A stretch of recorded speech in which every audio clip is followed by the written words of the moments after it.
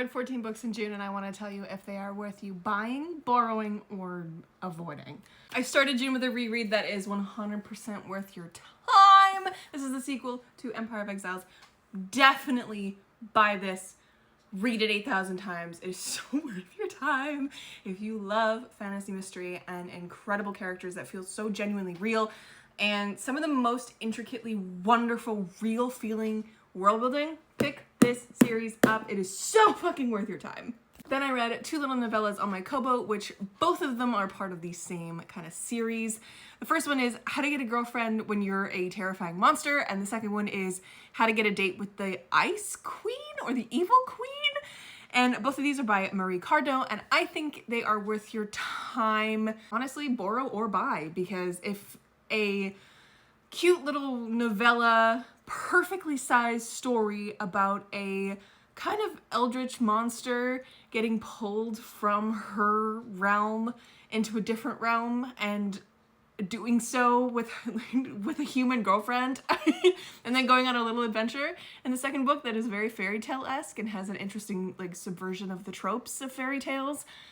Yeah, I think it's worth your time to pick it up. Then I read What Feasts at Night by T. Kingfisher, and unfortunately this is an avoid for me. This did not hit, but What Moves the Dead, the first one in this series, duology, whatever it ends up being, is a definite buy for me. But I've heard so many mixed things from other people that I don't know if I would honestly recommend it to buy to you. So we'll say borrow for What Moves the Dead and then avoid for What Feasts at Night. I think what T. Kingfisher did with the first one was perfect. It's a retelling of The Fall of the House of Usher by Edgar Allan Poe. It was perfect. This just didn't give me anything. It didn't give me anything. The only thing it gave me was a solidifying of the knowledge that T. Kingfisher can write a damn gothic book. But they are short, so there's that. Next one is kind of weird. I ended up rereading my own book. So yeah, buy it, please. If you like cozy fantasy and sweet, soft stories that kind of center in the middle of action, please buy my book. I reread this because I was in the middle of doing a giveaway that featured an annotated copy of my book. So I reread it to annotate it, draw on it, doodle, fill it with notes, all that kind of stuff, and sent it off to a giveaway winner. So that's why I reread my own book this month. Then I picked up the graphic novel of Tea Dragon Society, and I think this is definitely worth your time to borrow or buy. If you have the means to buy it, buy it. If not, check it out, borrow it, because it is just genuinely such a delight. So sweet, so soft and cozy. I think this little 70 some odd page graphic novel is absolutely stunning. It has some fantastic characters and fantastic themes. I think everybody should read this, truly. Then I read The Sorcerer of the Wild Deeps by Kai Ashante Wilson. And this one I think is a borrow. I borrowed it from the library, and I think that was the perfect way to kind of get into this story because it was good and it gave me the Spirit Cuts Through Water vibes, but not quite as to the level of the Spirit Cuts Through Water. But it is a novella, so definitely check it out if that's at all interested to you. It features our main character who is a demigod and his partner who is also a demigod as they are trying to bring a troop of men across this road that is being haunted by this beast. Yeah, it's very weird to explain, but that one I think is a borrow if that interests you. Then I picked up A Tempest of Tea by Hafsa Faisal, and this one is a borrow. I was really hoping I would love this because I have this beautiful fairy lead edition that I got off of Facebook Marketplace, and I did like it enough that I'm not angry about it. So we have this beautiful book on my shelf still, and it's great. But I think this is a perfectly fine read in the moment. It is satisfying, it keeps your attention, and it doesn't really do anything like super crazy or anything like that, but it does what it's supposed to do, is entertaining. But other than that, the further you get away from it, I found it a little forgettable.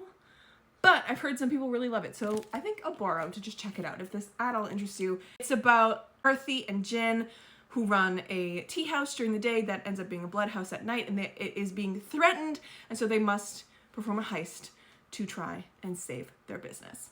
Then I read How to End a Love Story by Yulin Kwong, and I think this is a borrow because it is a romance, but it is very hard-hitting. It didn't quite hit for me, didn't work for me, but I think Yulin Kwong did a number of things really well in this one. I just didn't like the premise of it. It's this whole, like, they're tied together because of this really drastic, tragic event that happened when they were both in their grade 12 year. And then they come together 13 years later, and it's kind of like an inevitable pull to one another and all that kind of stuff. And I didn't quite like that premise very much, and a lot of the romance of it and the story of it just fell flat for me. But I think Yulin Kwang does the daughter of an immigrant family really, really well. And also it was very interesting to see the screenwriter's room, so borrow. I then reread Black Sun by Rebecca Brownhorse, and this is a definite buy. If you are interested in epic fantasy of incredible caliber that is a little slower, that kind of sets up this really big epic story, pick this up. I then read an arc on my Cobo, which was for The Sky on Fire by Jenn Lyons, and this is a definite buy. This is a new dragon book that I think you're all gonna love. It's like a heist, okay? The core of the story is a heist. Ragtag group of people all come together to perform a heist where they have to steal from a dragon horde. Yes, it was so fantastically well done. Cast of queer characters, buy this. Then we have Middle of the Night by Riley Sager. I think this is a borrow or an avoid. This is not his best book. This is not his worst book. It's very middle of the road. I feel like the actual mystery of it all really fizzled at the end. It didn't have as many twists as I wanted it to.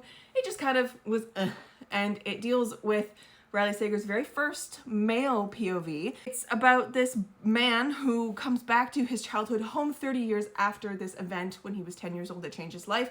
He was camping in the backyard with his best friend, and the next morning he woke up to find the tent slashed and his best friend missing. And he has been missing for 30 years. He comes back to his childhood home and he senses Billy is back. So, it didn't quite do it for me, but a borrow or an avoid if you're not into that. Then I read I Was Kelly Doesn't Date by Ashley Herring Blake. This was genuinely such a fun time, and I think this should be a buy for you because this did a sex positive fake dating and a twist on the sex lessons trope so fucking well. It has a disaster bisexual and a anxious lesbian that just spoke to my soul. Definite buy. Definitely check this out. And finally, we have Blood Over Brighthaven by Emma Wong, and this is a borrow because people are hyping the fuck out of this book right now, and I think you will love it if you are really into dark academia, specifically the academia part of it. If you are okay with learning and heavy information dumps and a lot of intricate big thoughts on page, you will love this. If you aren't, avoid it. But I think everyone should check it out because I think it was quite well done. Let me know your favorite book that you read in June.